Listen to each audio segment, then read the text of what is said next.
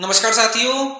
आजकल एक टॉपिक है जो पूरी दुनिया में छाया हुआ है, वो है रूस और यूक्रेन का युद्ध। आखिर ये युद्ध हो क्यों रहा है? रूस ने यूक्रेन पे हमला क्यों किया? आइए इस बारे में हम थोड़ा बात कर लेते हैं। इसको समझने के लिए हमको इतिहास की टाइमलाइन में थोड़ा सा पीछे जाना होगा, लगभग 100 साल से भी ज़्यादा पीछे। तो उस समय पे जो रूस की स्थिति हुआ करती थी वो बड़ी खराब थी। बेरोजगारी थी, भुखमरी थी, लोग परेशान थे। जार का शासन था।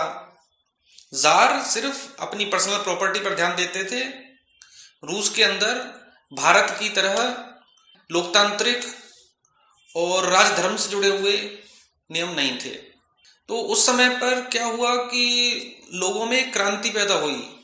मार्क्स के विचारों से प्रेरित होके व्लादिमीर इलिच उल्यानोव लेनिन, जिन्हें सिर्फ लेनिन के नाम से जाना जाता है, उन्होंने क्रांति खड़ी की, एक आंदोलन खड़ा किया।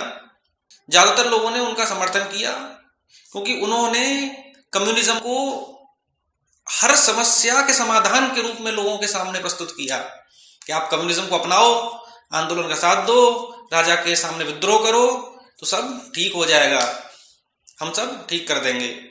सब लोग सहमत नहीं थे। कुछ लोगों ने उनका विरोध भी किया। उनके आपस के दो धड़ों के बीच में रक्तपात भी हुआ, लेकिन आखिर में लेनिन जीता और उसने सोवियत संघ की स्थापना की 1922 में। तो तब से बना सोवियत संघ। 15 देश जो हैं रूस के अलावा उसके साथ आ गए, जिनमें जॉर्जिया भी है और यूक्रेन भी है और बाकी अलग देश भी हैं। ठीक है, बहरहाल बन गए, संगठन बन गया, सोवियत संघ बन गया, जिसे अंग्रेजी में यूएसएसआर भी कहते हैं। अब लोगों को उम्मीद थी कि हाल सुधरेंगे, बेरोजगारी दूर होगी, भुखमरी दूर होगी, लोगों को काम मिलेगा, चारों तरफ खुशहाली आएगी। लेकिन ऐसा नहीं हुआ। रूस के अंदर जो कम्युनिस्ट सरकारें थीं वो बुरी तरह फ्लॉप हो गई, फेल हो गई। लोगों को न तो खाना मिला, न कपड़ा मिला, न मकान मिले। जो पहले राजा करते थे वही काम ये सरकारें करने लगी, अपना पेट भरने लगी, अपने खजाने बनाने लगी। दूसरी तरफ अमेरिका मजबूत होता गया। वो नहीं चाहता था कि कोई दूसरी शक्ति उसके सामने खड़ी होने लायक बने। उसने भी रूस को कमजोर करना चाहा। उसने भी जो लोग असंतुष्ट थे, विद्रोह करना चाहते थे कम्युनिस्ट सरकार के विरुद्ध, सोवियत संघ के विरुद्ध, उसने उन देशों को भड़काना शुरू किया। लोग परेशान थे ही। उन्होंने देखा कि पूरी दुनिया तरक्की कर रही है, लेकिन हम लोग उस तरक्की की दौड़ में पिछड़े हुए हैं और हम पिछड़े ही रहेंगे अगर हम इस संघ में शामिल रहेंगे।